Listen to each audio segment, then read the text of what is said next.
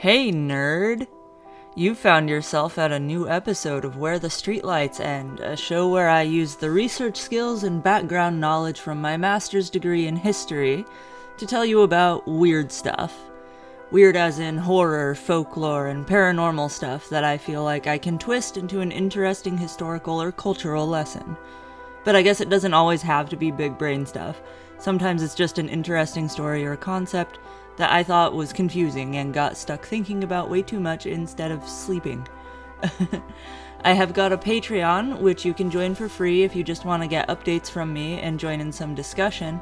But if you pledge some ducats on there, you get more content, more conversation, and I'll even send you something cool from my Etsy shop full of neat handmade witchy items. If you subscribe for $1 amount, that adds up to be equal or greater to the purchase price of one of the items, if that makes sense. Like if you subscribe for $10 for 6 months, I'll send you something worth $60, right? If that makes sense. I probably could have said it better. Drop a like to boost me to more people who might like me. Leave me a comment to shout at me if you hate my stupid face. And subscribe if you want to get more history, horror, and folklore from me. I work on these big, long video essays and try to post shorter episodes about cool monsters on the weeks in between. I had a real rough December. Well, not really. There was one really bad thing that happened that laid a dark shadow on everything else, but some other very good stuff happened. It was a chaotic December for me. Alright, and my brain was a bit too wonky to be useful to me, so I had to take a bit of a break from uploading. But trust me, I stressed out the entire time, feeling like I needed to get something made for y'all. I'll save personal updates for the end, so those of you who don't care don't gotta listen. Right? Today, I'm gonna tell you about one of the most famous, or infamous, if you will, cases of paranormal infestation. A horrific true story of a bloody atrocity, and most importantly, an example of human beings being human assholes and doing weird stuff for weird reasons, as we found out that humans tend to do. The haunting itself is an extremely intense story, and one that has been told and retold over and over again, and if you're into the supernatural or horror, I'm sure you've heard of it, but I'm gonna be coy with you about it, and not tell you right away which story I'm talking about. Well, it'll probably be in the title, huh? I always think I'm gonna be coy, and then I'm not. The darker part of it, however, and that which I honestly didn't know much or anything about until recently, is the verifiable 100% true fucking horrific crime which took place either because of or preceding the demonic infestation. And even darker than that is how people fucking acted about the whole thing afterward. As far as the true crime bit goes, the true horror story, I have got my mind pretty made up on the matter, but there is some mystery to it too. If you like to maybe not accept the commonly accepted explanations for things, it could be a little twisty-turny if you like a mystery. You know what I mean? Anyway. Yeah. Let's go! In December of the year 1975, a small family found the perfect home. A happy couple with their children and dog got themselves a 3-story, 5-bedroom Dutch colonial house in a quiet New York suburb. The house was like a dream to them. It sat along a gorgeous canal, so it had its own boathouse even, a swimming pool. Their new home featured a fancy gambrel roof, which means that it had 2 slopes on each side, looking kinda like an old school barn, in my opinion. Anyway, this roof was quite fancy, apparently, and it made it stand out among all of the other rather nice houses in the neighborhood.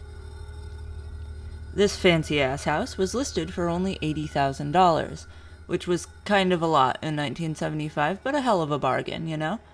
Although this was a bargain, it was still a bit out of this family's price range. It was a little steep, you know? But at such a low price for what a fucking perfect home it was for them, it was worth it.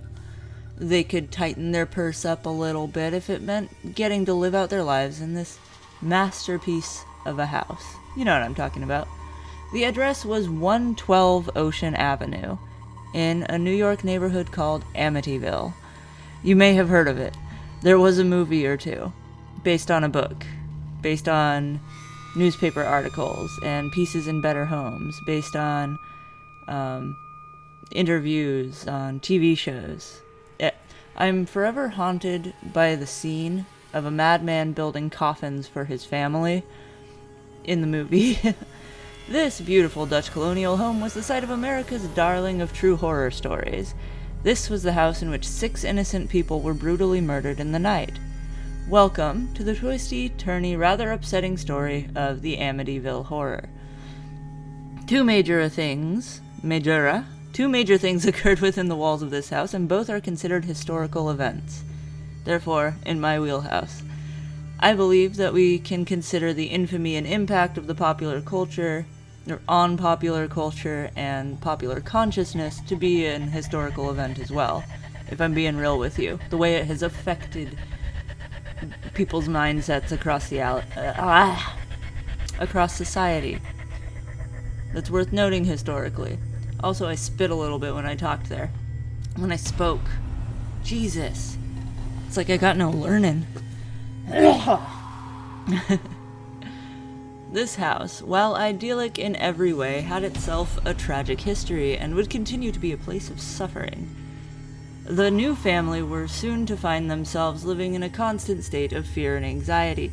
This house would not serve as a fresh start for them, after all.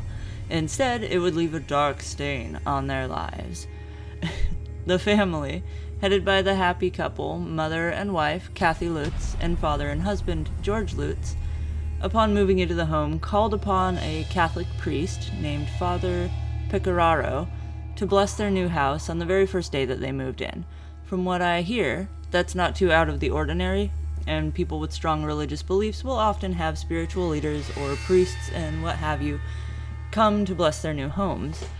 As the story goes, the family was going about their ordinary moving in business, unloading their moving van, taking boxes to and fro, and all that good shit, when Pecoraro entered the house and began his little ritual. That's not, ritual isn't a good word for that. I've got a bit of a throat thing going on. I have to go to real person work after this, so my throat better stay normal. Or get normal. Stay functional. Where am I? His ritual. He supposedly had some very weird and scary shit happen to him while he performed his blessing, but didn't feel inclined to tell the family about any of it.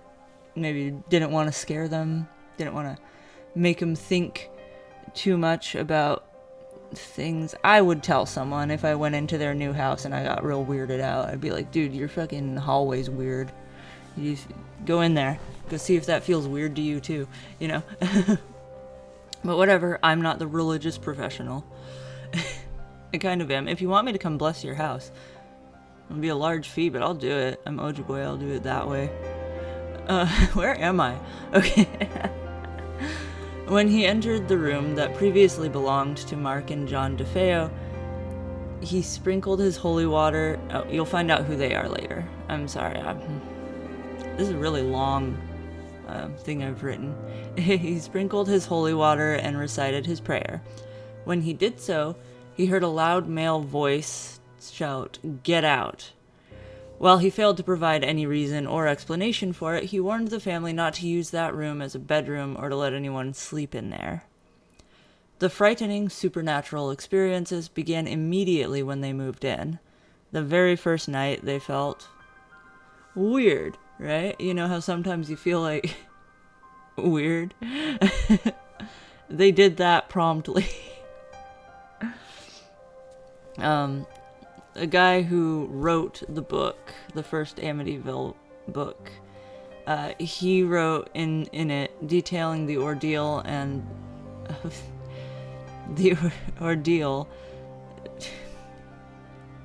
He wrote a book detailing the ordeal, and in it, he explains that the personalities of the people in the family changed dramatically as soon as they were settled in.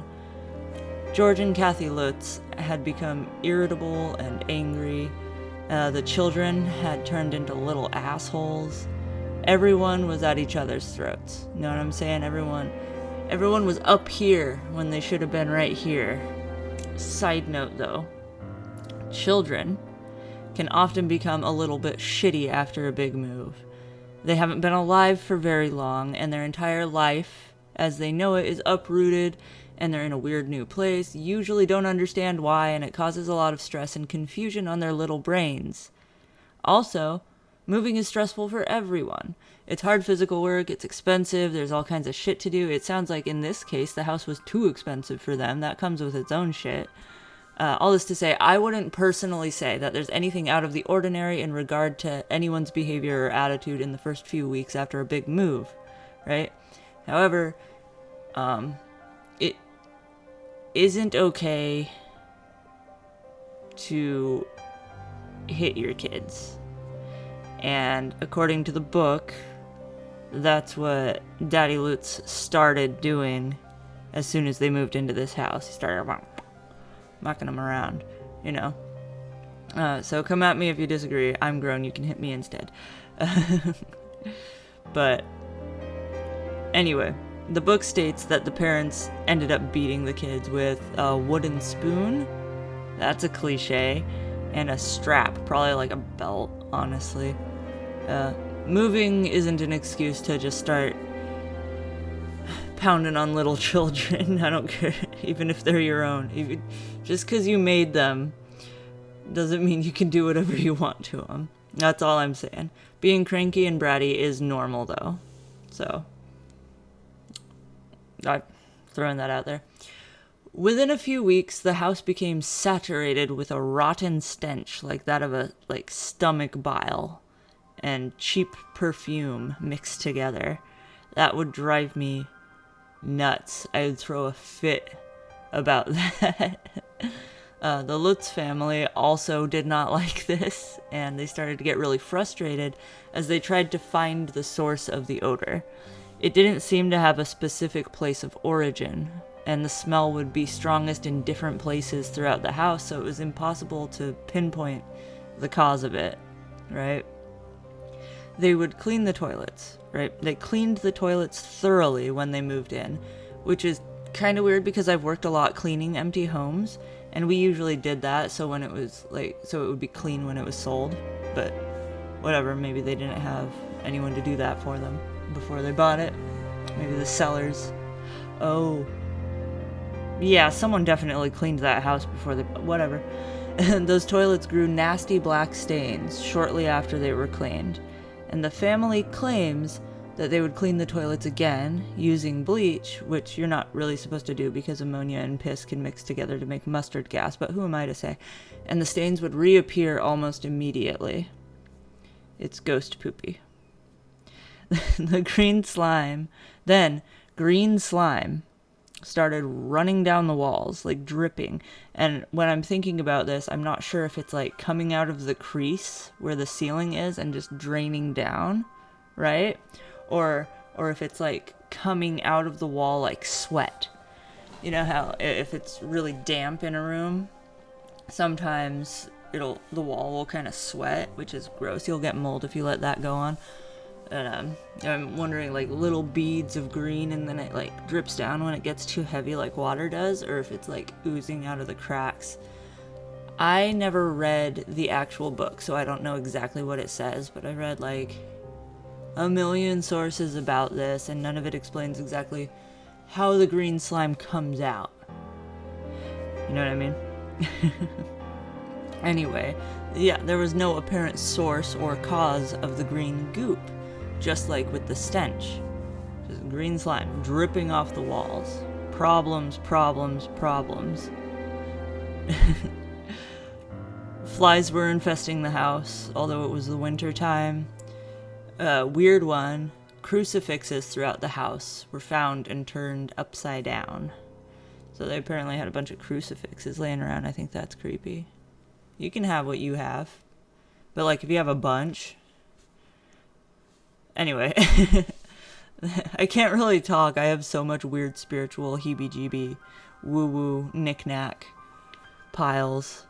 So many of them all over my home and in my soul, on my skin. Then, anyway. So, ooze, green ooze coming out the walls, black toilets, no matter how hard they clean, the stench of rot, fly infestations. I'd say it sounds like something's dead in there, right? With the stank and probably like mold growing on things, the green ooze and the black and the toilets and the flies. It sounds like there's like a carcass in the house somewhere, yeah? Anyway, after all this, then it turned into what I often refer to as poltergeist behavior or poltergeist behavior. It got physical, and the Lutzes were being attacked by an invisible entity. Kathy says that she felt like she was being touched and prodded at by hands she could not see, which really it skeeves me out. She claims that this ghostly fondling would sometimes become so intense and wretched that she would pass out. Perhaps what I'm finding isn't describing it well enough, because other than in the case of fear, I can't imagine just hands making you pass out. Like, if she said she was getting choked, I could see that making her pass out, but I'm just seeing that she was getting touched, right? And that would drive me insane. I'd be screaming and flapping my arms around and probably leave the house forever, but I don't know. Yeah, other than, like, dying of fear, like fainting due to being upset. I don't know how that would make someone pass out. I'm not an expert. I am, though. I kind of am, huh? When I was younger, I was scared to shower because when the shower curtain, you know, the plasticky bit, would, like, touch me and get stuck to me, I thought it was a pervy ghost. Anyone else? No? Whatever. George claimed that he was perpetually cold. No matter how much he bundled himself up or how roaring he got the fireplace going, he would be shivering. Perpetual chills. He would also wake up at 3:15 a.m. every single night. He wondered if that time may have had a connection to the bad stuff that happened in the house before with the previous owners, the DeFeo family. The mysterious and troubling experiences continued to escalate over the following month. George awoke one night, probably at 3:15 again, and he turned to look at his wife, Kathy, normally a beautiful woman with a mild temper and love in her heart, and she transformed before his very eyes into a 90-year-old hag. Like some of the witches I talk about. Sleep paralysis is a bitch, isn't it? The next night, he woke again to see her levitating over the bed. Like, she was sleeping and she just rose up. I hope she didn't have the blanket on her, because that would be like a pillar. And she started to float away. And he had to reach out and grab her and pull her back toward him so she didn't float on. Alright. You know what I'm saying? Modest mouse. Whatever. Eventually, the family decided that they had bitten off more than they could chew with this fucking house, right? And they called upon the priest from before, Father Pecoraro, and asked him to please come and perform another blessing for them. The priest then confessed that since he had entered their house before, he had been experiencing strange things himself. He felt that something in the house was pissed off at him and had been bothering him, perhaps offended that he had come in and tried to scare the entities off in the first place. Like, who the fuck do you think you are? I'm gonna make your life unpleasant. You know what I'm saying? He had no interest in returning to that house. He didn't think he was strong enough to fight the demons, and he didn't want them getting more pissed off at him and truly fucking him up. So the Lutz family decided to do their damnedest to bless the house themselves. They grabbed one of their many crucifixes, apparently they had tons, like I said, and they walked slowly around the house together, reciting the Lord's Prayer. As they did so, they heard many voices, all of them begging them to stop. The unseen residents of 112 Ocean Avenue did not like the Lord's Prayer, apparently. George and Kathy's daughter had, at some point during this nightmare, found herself a sort of imaginary friend. This imaginary friend was described as a red-eyed pig named Jody, which is a fantastic name for a pig. My friend who has pigs, if you're watching this, I think that Jody is a good name for a pig. I think it's very cute, especially if it's a boy pig. Anyway, Jody the pig was a sort of shapeshifter by my definition of shapeshifter anyway. She could change her size in accordance with her whims. Sometimes she'd be like a little guy, and sometimes she'd be like as big as a fucking house. And no one could see Jody unless she wanted them to see her. George Lutz described his daughter's friendship with Jody the red-eyed pig on a TV show called In Search Of, which aired in October 1979. That's so weird. You never hear about ghost pigs. Ooh, there was that serial killer pig farmer. Ooh, I should do him. You guys want a serial killer? Those don't require as much intense research as some of the stuff I do. That might be a fun little one. And by little, I mean I would still talk for an entire hour, I'm sure, but it'd be a little easy for me to try to pump out the research on it while doing my job that gives me money. I wish this job gave me money. Subscribe to my Patreon.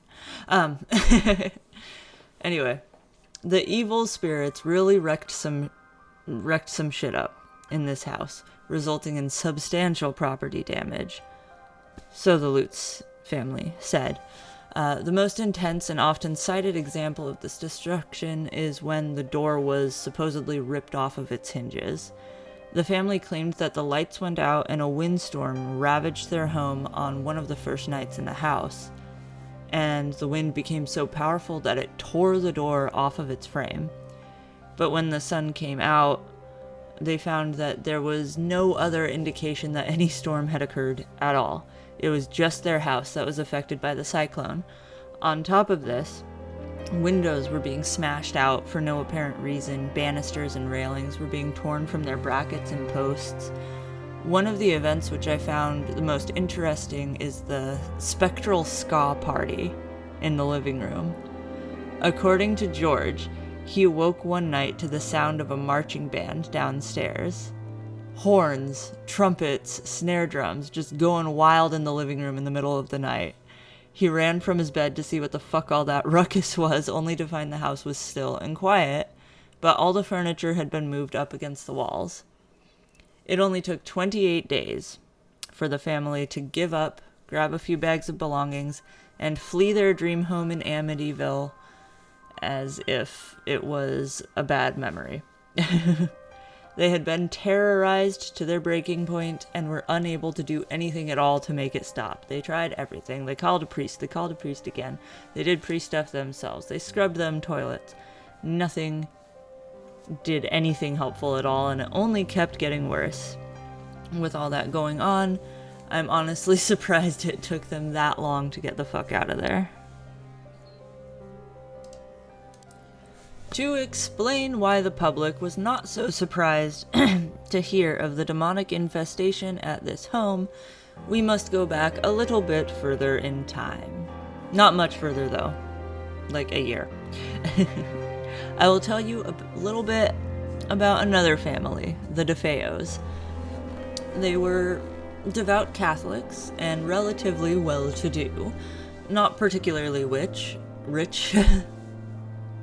Not particularly rich, as the wife and mother, Louise, seemed to have mostly done mom shit, and the patriarch of the family worked as a manager for a car dealership in Brooklyn.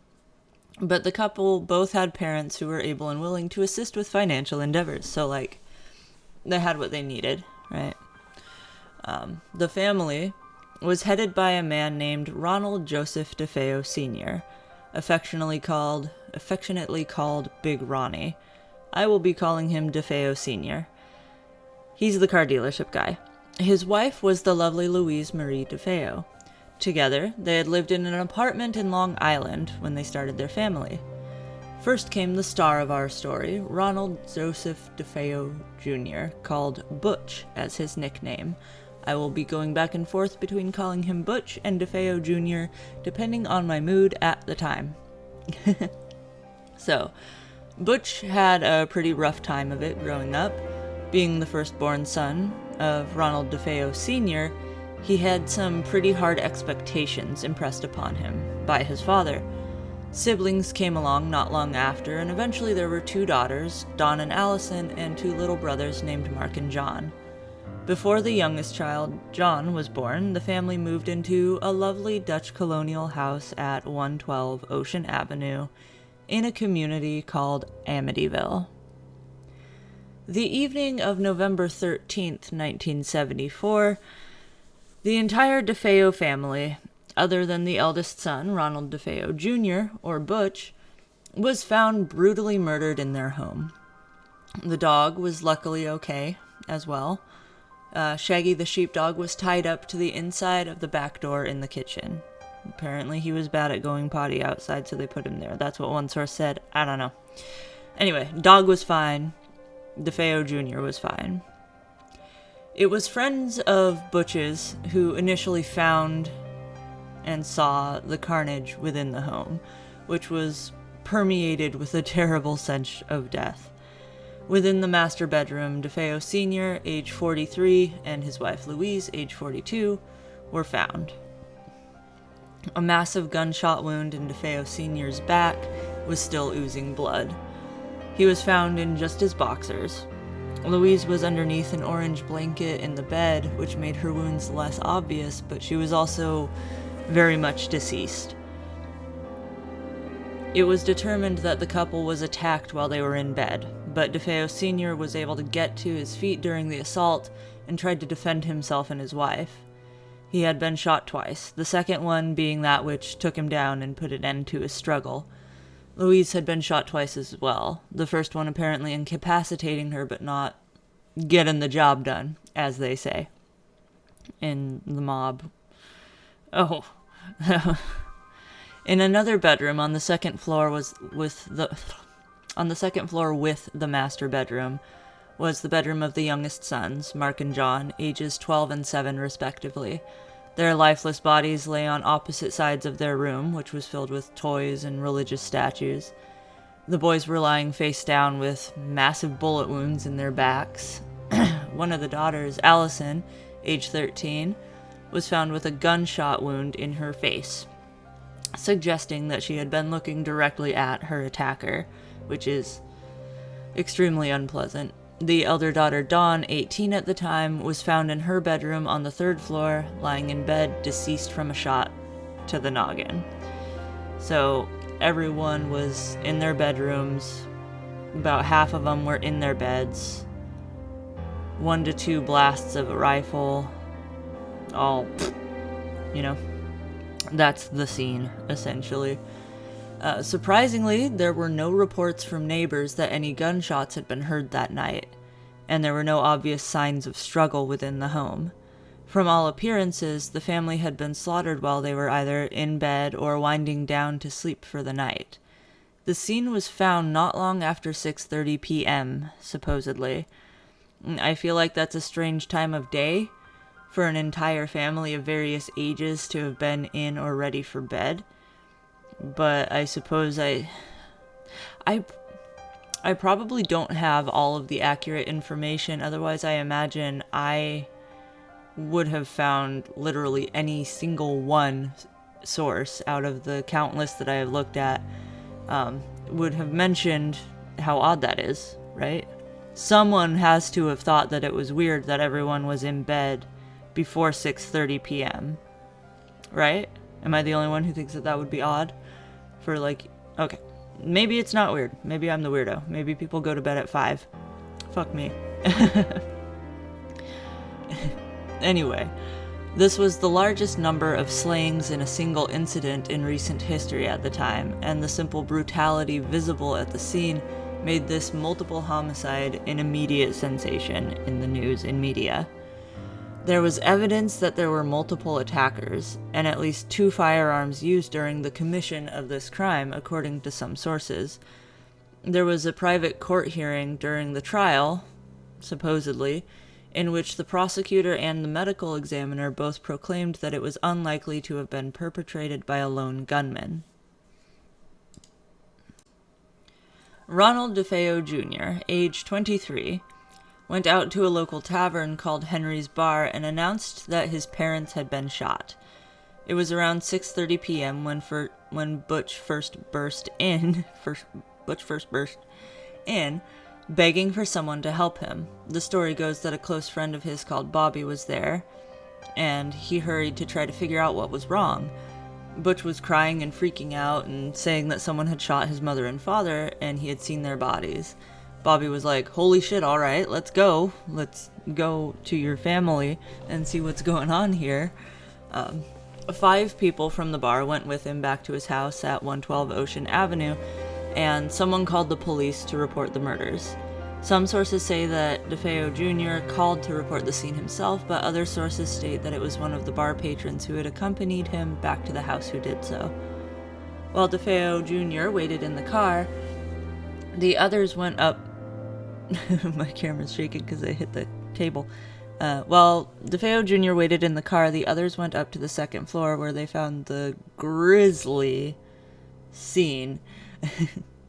The cops came swarming, as they are wont to do, and promptly started trying to figure out what the bloody fuck had happened, you know? In an article from the New York Times, which was released at the time of DeFeo's arrest, I'll put it up here if I can find it, has been digitized and is now available on the newspaper's archive site. If you want to see it, it'll be in the sources in the description. And like I said, here it is. This was pretty interesting to read. Released on November 15th, 1974, the article states, "The Suffolk County Police announced tonight that they had arrested 23-year-old Ronald DeFeo and charged him with murdering his parents and 4 brothers and sisters Tuesday night at the family home in Amityville." The article expounds that the deputy police commissioner was refusing to comment when asked for details about the situation. He wouldn't say whether or not DeFeo Jr. had given a statement, and declined to announce whether or not police had established a motive for the atrocity that had taken place. It says that DeFeo Jr.'s arrest followed an investigation that began when he called the police from his home at 112 Ocean Avenue in Amityville and claimed to have found the bodies of his family members. The police reported that the 6 family members had all been found dead in their beds, wearing their pajamas. The funny thing is the typos in this article. I wonder if it was printed with the typos, or if they just did a messy job when digitizing it. I've done some casual volunteer work digitizing things for the Smithsonian, and you are supposed to leave typos in if they were present in the original source. So there's no way of knowing. During the initial arrest, DeFeo Jr., at some point or another, took responsibility for the hellscape that police found within the home. He gave details regarding what he had done, how he had done it, and where to find evidence around the property. Most of the trial was concerned with why he did it. He had confessed early on, so proving his guilt wasn't a top priority for people in the courtroom, other than himself and his lawyer.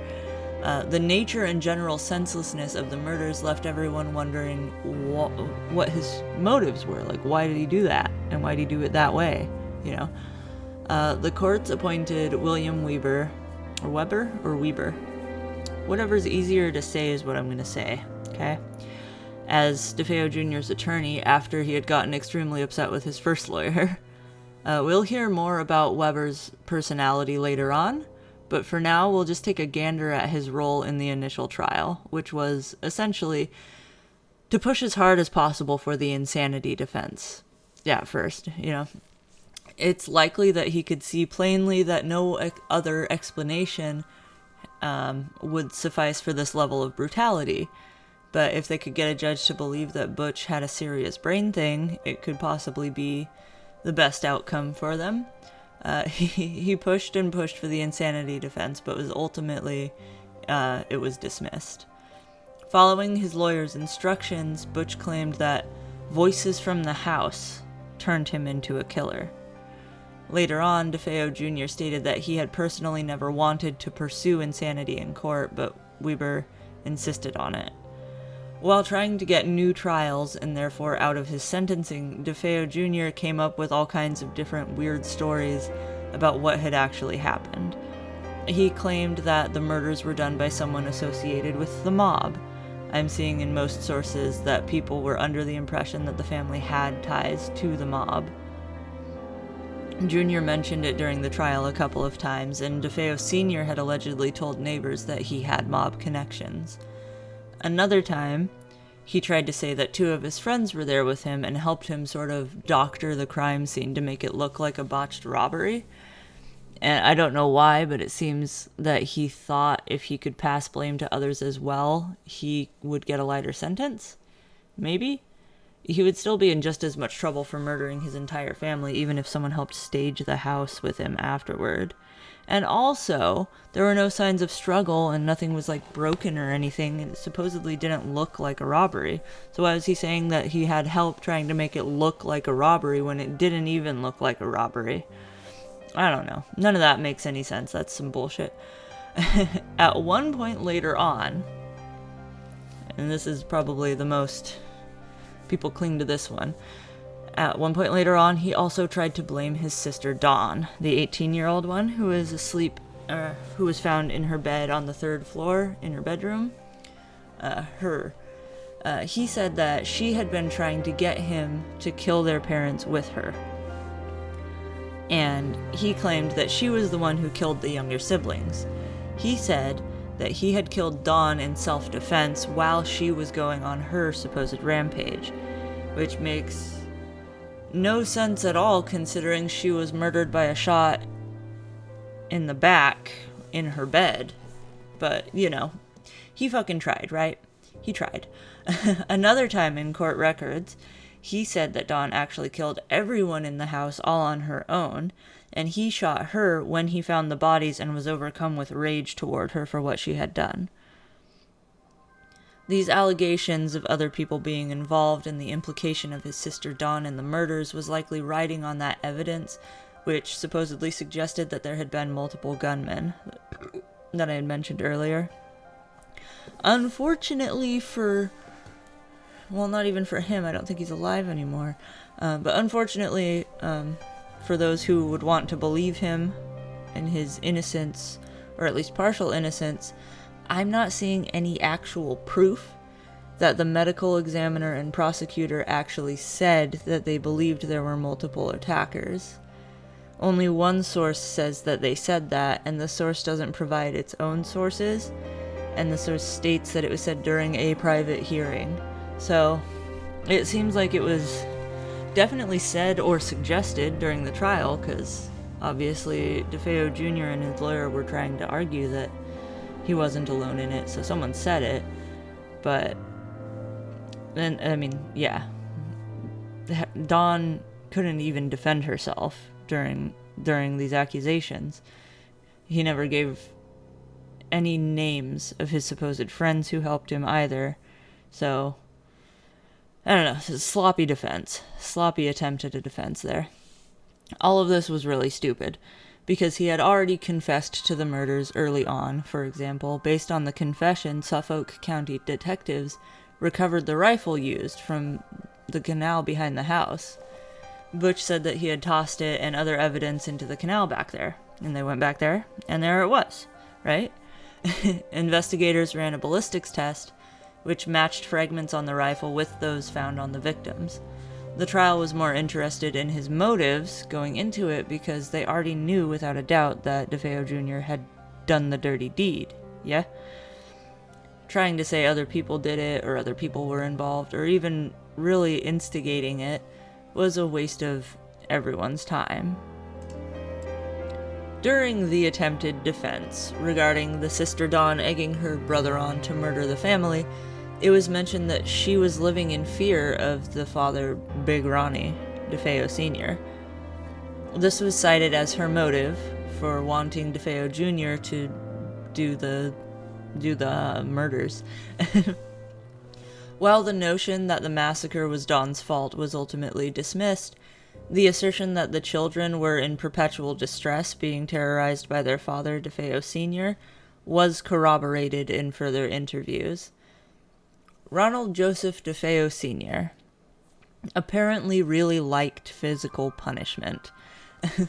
The physical abuse of the DeFeo children began almost immediately after the eldest son was born. Well, Junior. He would shove, throw, and hit Junior starting at the latest when he was just a toddler. According to the section of AmityvilleMurders.com devoted to the DeFeo family, one minute he would hug his son, the next minute he would throw him across the room. An investigative journalist named Rick Osuna interviewed neighbors of the DeFeo family while working on a book that covers the subject. While talking with A&E True Crime, Osuna related that the neighbors told him that DeFeo Sr. would frequently go on rampages and abuse his children, and then go pray at a religious statue that was displayed in their yard. He would supposedly go out there and pray for forgiveness after his abuse sprees, which were apparently loud enough or visible enough for the neighbors to notice. This, of course, means that he knew there was something wrong with what he was doing, but of course if you ask God to forgive you afterward, then you can just do whatever, I guess. According to Osuna, the neighbors said that while they knew this was going on, they were afraid to interfere at all because DeFeo Sr. had bragged about having connections with the mob. The mob appears again. Louise's brother, remember, Louise was his wife and the mother of all the children in the DeFeo family. Michael Briganti Jr., her brother, testified at the DeFeo trial that he had witnessed the father, DeFeo Sr., or Big Ronnie, shove the 2-year-old baby Butch against the wall, and he banged his head pretty hard, apparently as punishment for some trespass the toddler had perpetrated. That's a fucking toddler, bro. Those guys are too little. Like, they haven't even been alive long enough to even know what's going on, let alone that they've behaved rudely, you know. Head injuries famously make people crazy. I don't want to talk about the number of concussions I've had, but the brain damage causes psychological issues, you know? I wonder if that started early because of You can't hit a toddler! Jesus. They're babies. They don't understand anything, let alone pain and punishment. Anyway. My armchair psychology habit is coming out here. But I don't think it would be a stretch to suggest that abuse from the father may have contributed to the crime, right? I wouldn't say that it can be considered a motive, necessarily, because obviously Butch was grown at this point. Well, maybe not motive. It wouldn't be considered... I don't know. He was grown at this point, and his younger siblings weren't abusing him, so he wasn't doing murders to exact revenge for his abuse. It very likely did contribute to Butch having some serious issues. You know, a brain thing, if you will. You've got that brain thing. I already did. Being treated like shit and living in fear your whole life will turn most people into an asshole. Most people don't murder anyone about it. Of course. But it will fuck you up. It turns out that even outside of the home, DeFeo Jr. had a rough time of things, and he developed pretty extreme behavioral issues and substance abuse problems as a result of the abuse, bullying, and general shittiness of his adolescent life. I guess Butch was pretty overweight, as a child, and he remained noticeably heavy into his teen years. This, of course, because kids are dicks, led to severe bullying from his peers.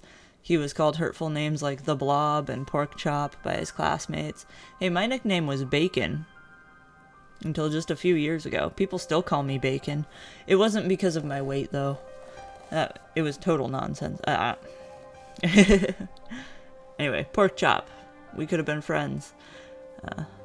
As someone who was bullied pretty heavily growing up myself, for other reasons, mostly because I'm fucking weird, I can attest to the fact that it will create some gnarly-ass anger issues. It's not ideal. Anyway, his struggle was with his weight, and therefore the bullying with which it was associated persisted until he found the magic weight loss drug, amphetamines, in his teenage years. As a teenager, he began to lose weight, yes, but then also started acting like a right bastard. He was known for getting rowdy, drinking a lot, continuing the use of illicit drugs, and getting in fights.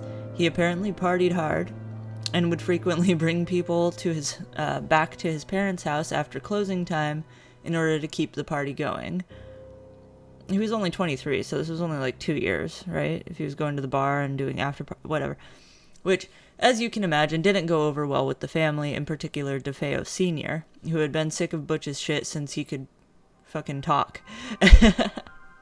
DeFeo Sr. would supposedly also get very upset with his son about how often he got into fights, which, from the outside, seems a little silly since it's pretty clear where Junior got his affinity for violence from. He learned it from watching you. Someone who seems to have known Butch in his youth, named Paula Urburu? Urburu. What? I'm doing my best, Paula. Sorry. It's a lot of R's and U's. She stated in a talk with A&E True Crime that Butch was the black sheep of the family. The DeFeos were Italian, and culturally there's a thing where the eldest son is expected to take on a great deal of responsibility and inherit the role of patriarch of the family, you know? It was clear that Junior was falling short on the expectations that his family had for him. Also, she said, he was always lurking around and he seemed like a creepy guy. She suggested that he was perhaps motivated by revenge because of his father's abuse, and also killed his siblings because they weren't abused as badly as he had been. Like jealousy. Anger toward them for being treated better, and, you know, in cases like this, often the other parent, who wasn't necessarily abusive, gets got too, because they're blamed for allowing the abuse to continue at the hands of the other parent. They never protected them, right? So if we keep this in mind, it's quite likely that Butch killed every single member of his family because although it was his father who was the true menace, in some way or another, he perceived them all as being responsible for his suffering. With this background information, it is not surprising that Butch got himself into some serious legal trouble and ended up involved in a case of extreme violence. However, this was a bit fucking much, right? Like, the brutal slaughter of one's entire family is never justified, unless maybe they're all Nazis. But I'm just saying that in retrospect, we can kind of see that his shit was headed in a less than ideal direction. He didn't have a good path laid out before him for his life. But no motive clear still, we've got the outline of an explanation here. I'm personally of the belief that the motive was just rage. He was pissed off at everyone, and his brain was all fried up like a tasty egg because of trauma and substance abuse, and he just went for it, right? And that gal I mentioned earlier, Urburu, I hope, who knew Butch when they were young, she said that if there was anything additional to the rage and vengeance as his motivation, it may have been greed. It's possible that he expected he could inherit his family's assets when they were all disposed of. Of course, we know that that doesn't work so smoothly when there's a murder, especially if you're the one who did the murder. But obviously, he was not thinking clearly by any means. So that's a possibility too. Still, so strange that he never openly stated what his motivation was. It must have been stupid or embarrassing, right? Otherwise he would have said it at some point.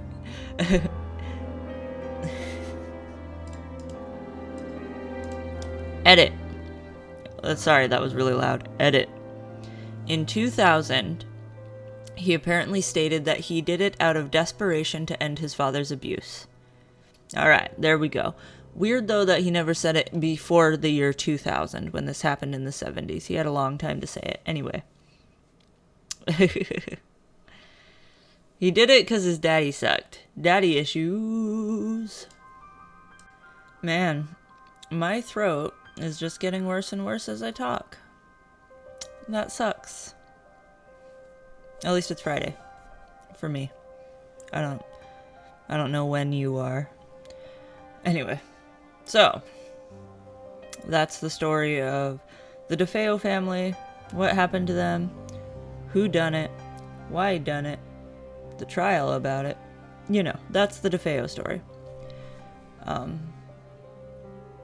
Ronald DeFeo confessed to the murders, and all of his explanations and excuses were dismissed, including the insanity defense that Weber, his attorney, was so chained to. He was ultimately convicted of all the murders and sentenced to 6 consecutive sentences of 25 years to life in prison. DeFeo Jr., Butchie Boy, if you will, died in March of 2021? That was recent. I hope that's right. At age 69. Whatever. He was still serving his life sentence at a correctional facility in Fallsburg, New York. He had been continuously trying to appeal his case, but they were always denied, his appeals. He really wanted to have his conviction overturned.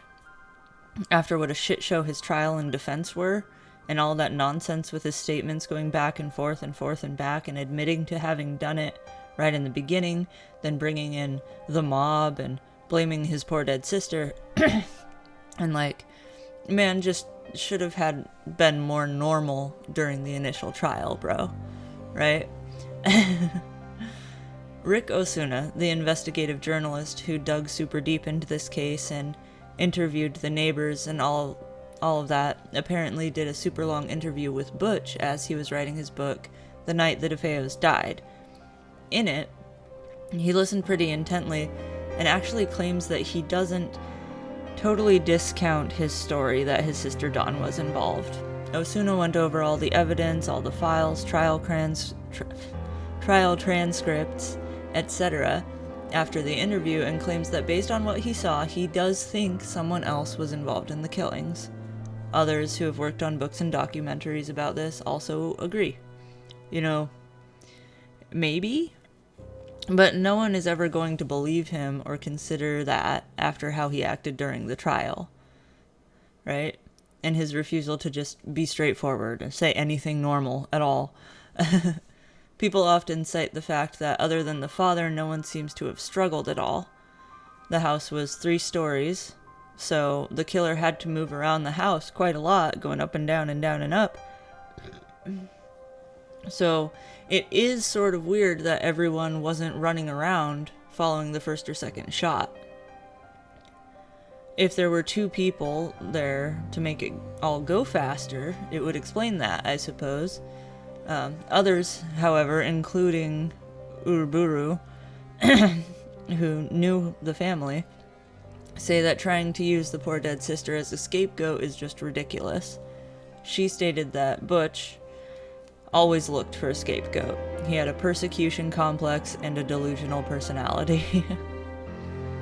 And it's also possible that the people writing these books are just saying that they think something else happened because they want to be controversial. Like, it gets more attention. Your book sells more if you say something that other people haven't already said 1,000 times, you know. Not to call you out, Osuna, but I know writing. Alright.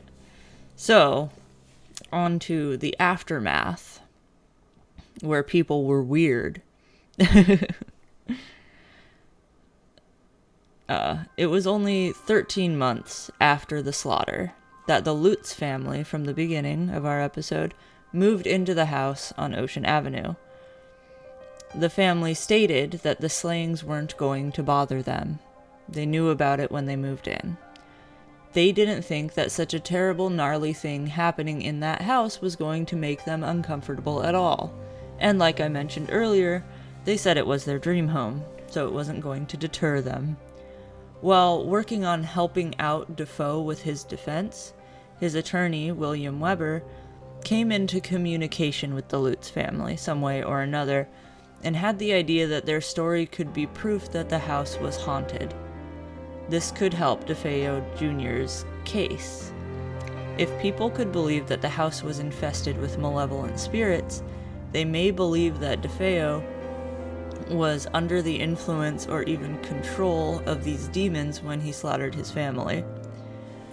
Weber felt like an official published book written about the story. Hang on.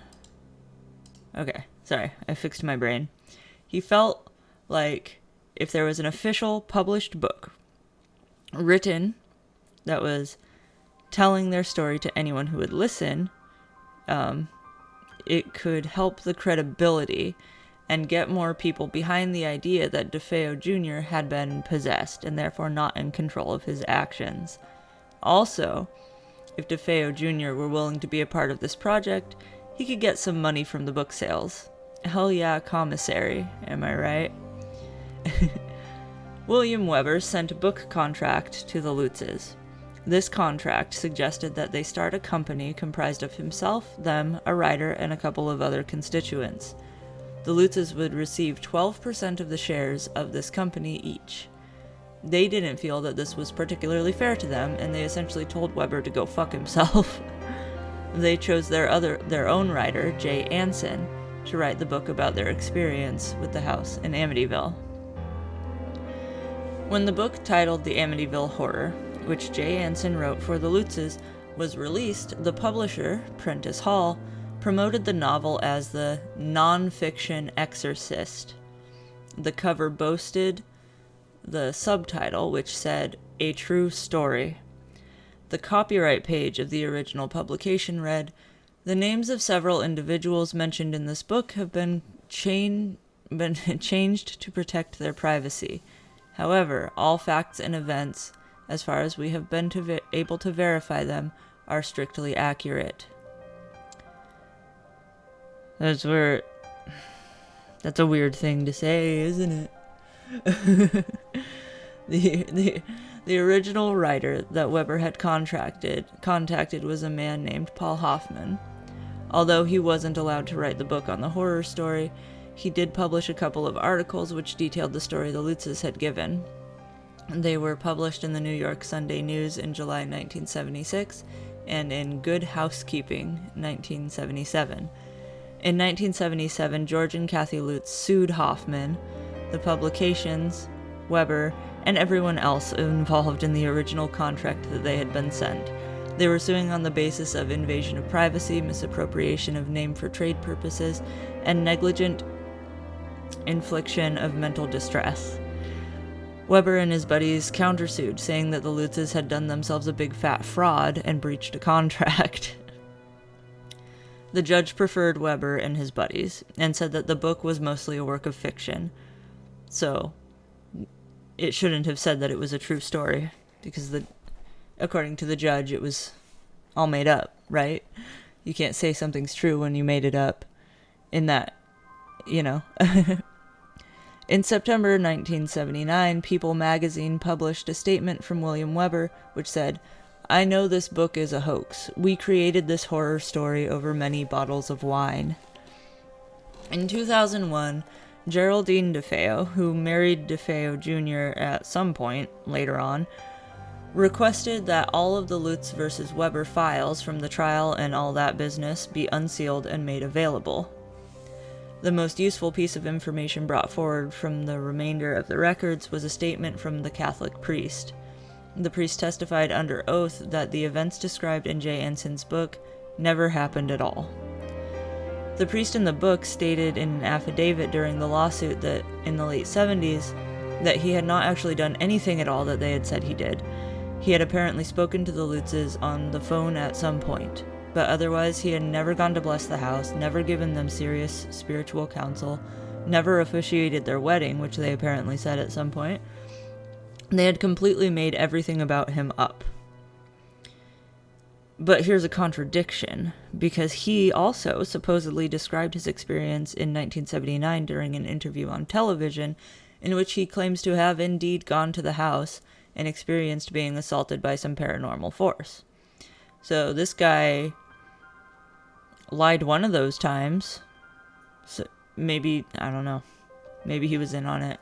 Maybe he wasn't in on it during the trial and he ended up in on it later because he was like, ooh, I also like money, guys. An additional point of interest regarding the involvement of the priest, the Catholic Church, and even claims regarding the family's hoard and use of crucifixes within the home is that the Lutz have stated that they were never in fact particularly religious. You may recall that early on I mentioned that they contacted this priest to bless the home when they moved in. I also mentioned that that isn't super weird and people of various beliefs like to do that sometimes when they move into a new house. It is, however, weird for someone who isn't religious to have a priest do that. According to AmityvilleMurders.com, which although may not be the most scholarly source, is corroborated in this regard with other sources I've come upon and forgotten who they are, so this might be true. Both George and Kathy were non-practicing in their respective religions. For George, he was a non-practicing Methodist, and Kathy was a non-practicing Catholic. This tends to mean, in my experience, that if anyone asks that's what your religion is... Sorry, my dog thought that he needed to walk loudly throughout the house for a second there. Means that if anyone asks that's what your religion is, and you theoretically believe all of the stuff in there, but you don't physically go to church and what have you. Correct me if I'm wrong. Allegedly, George learned about the history of the house, the gnarly slaughter of an entire family just shortly before, and decided to have the house blessed because of that. Then again, at other times the couple have said that they didn't expect the history of the house to bother them at all. So, which is it? Someone say something that's true sometime. I think my point here is that it's very strange they would even bother to include events regarding priests in the Catholic Church and religion when all of it is so easily disproven. They also made claims that they had communicated with the Historical Society in Amityville during that very brief time that they lived in the house, and that's how they learned that the house had been built on land where local indigenous people called the Shinnecock would leave the sick and mentally ill. The Shinnecock were not actually even in that area. They also didn't leave their sick people in weird places, because that would be a weird thing to do. And there is no record that there was ever any kind of burial ground, loony bin, or hospital for any indigenous group on Ocean Avenue. Through the Historical Society, they learned all kinds of spooky shit about the house that the land sat upon, apparently. The Historical Society also said that no, they had not actually spoken to the Lutzes until after they moved out, and they hadn't told them anything like the things that they said they did. So, they made that up too, and that was also very easily proven to be made up. The lawsuit and the following events, including the trial and related statements, serve as the strongest proof that the haunting was entirely fictional, and designed with the purpose of monetary gain and maybe some help with DeFeo Jr.'s murder case in mind. It was just a goof. Just a fun little idea. The Lutzes, however, continued to insist that it was not a hoax and that their terrors that they endured were indeed not a work of fiction. It's true, it happened, they were suffering, they were traumatized. Oh my god, how dare we question them when they speak their truth. It is speculated that the Lutz family had fallen on difficult financial times and worked out a brilliant plan to fix that. Note that the house was initially outside of their price range. They said that it was fine and they were willing to figure it out because it was just so perfect. It was their dream home, as I really emphasized early on, right? DeFeo Jr.'s case was still active at the time, and the murders had pretty much just happened. It's quite likely that they chose the house because of the infamy and knew it would be a nice little honeypot for supernatural grifting. Any connection they may have had with William Weber, DeFeo's lawyer, only makes that far more likely, in my mind. Like I said, Weber spoke with DeFeo Jr. about the chances of convincing a jury that he had not been in control of his actions because of demonic influence, and even if not, man, that book deal would sure bring in some money. Prison could be a lot more comfortable with a bunch of book money, huh? One more thing that I haven't seen many people point out, but which stands out a great deal to me, probably just because of my weird knowledge pool regarding instances of spiritual grifting. There was a very famous couple that was involved in this little venture. Someday I'll have to do a full episode on these guys, but if you watch my videos, you might know of them based on similar content. Ed and Lorraine Warren were named as experts to confirm the haunting. Anytime Ed and Lorraine Warren are anywhere ever, my skepticism blinders pop on, and all I can see are red flags. In brief, Ed and Lorraine Warren are a famous couple who did ghost hunting, essentially. Paranormal investigators and authors. Edward was a demonologist, and Lorraine was a powerful clairvoyant and medium. They ended up being called upon to investigate most of the major well-known cases of possession or hauntings in the United States between the 1950s and their times of death in 2006 for Edward and 2019 for Lorraine. They were the foremost paranormal experts of their lifetime, and were especially prominent in the 70s. They have, however, been exposed as fraudsters over and over and over again. And almost everything they've ever been involved in, which gained a great deal of attention and therefore brought in a lot of money, has been proven to be a hoax. So I personally associate them directly with bullshit. Anyhow, in March of 1976, they were brought in on the case, and they went to 112 Ocean Avenue to hunt for some ghosties. They took a bunch of photographs, and the most commonly discussed of these includes an image of a demonic boy with glowing eyes hanging out at the foot of the staircase, supposedly. All this to say, if you were on the fence about whether or not the Amityville haunting were a true story or a hoax, and if you know as much about the Warrens as I do, their involvement may convince you that this one was indeed a big steaming pile of manure. Oh my god, I cannot talk today. Thank you for bearing with me. Although DeFeo Jr. was super weird and went back and forth and just was never straight up during his trial at all, and what have you, I've got some quotes for you that were found near the end to help you better understand what happened here, if you're still unsure. So, William Weber gave me no choice, DeFeo Jr. told the New York Times. He told me I had to do this. He told me there would be a lot of money from book rights and a movie. He would have me out in a couple of years and I would come into all that money. The whole thing was a con, except for the crime. And by a letter written by Butch DeFeo in his own handwriting, DeFeo Jr., Butch, wrote, "It was a cold-blooded murder. Period. No ghosts, no demons, just 3 people, in which I was one."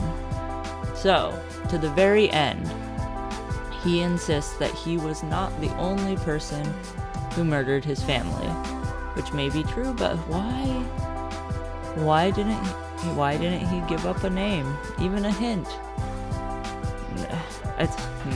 You know what I mean?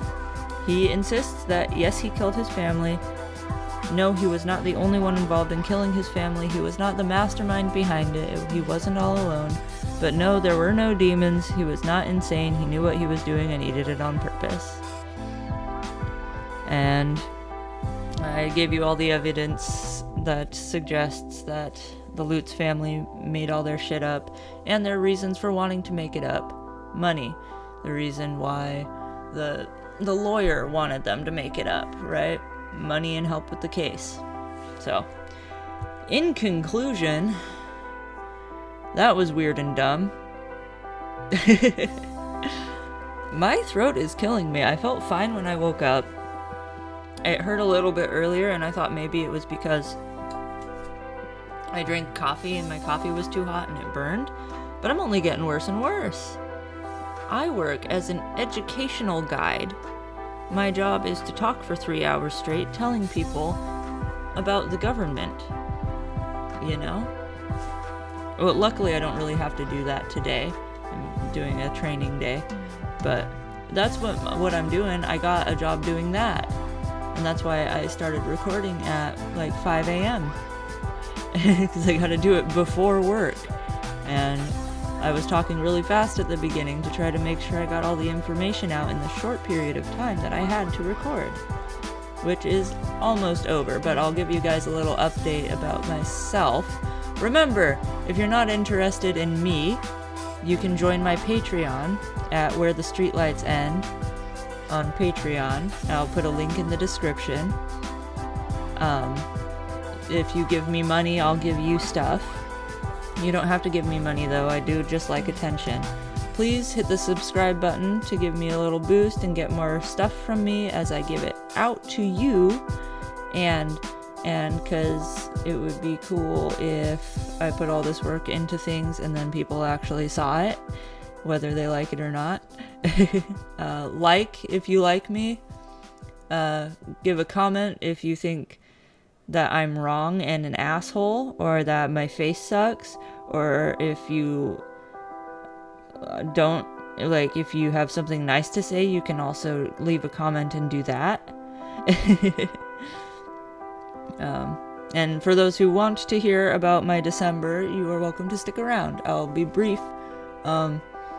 So there was a death in my family, probably the most important person in my life, other than like my mother and my sister, passed away suddenly on the first day of December. She was my age, healthy as far as I knew. Her birthday was on the 13th, so that was tragic and still impossible for me to wrap my head around because it doesn't make any sense. And it was out of nowhere, and I don't like that at all, and it'll be extremely difficult moving forward with the rest of my life without having her present and to talk to about everything. And she was my biggest fan of this show, and she was always trying to get people to watch me and like sending links to my stuff to everyone all the time. She was like promoting me like crazy, and she loved this.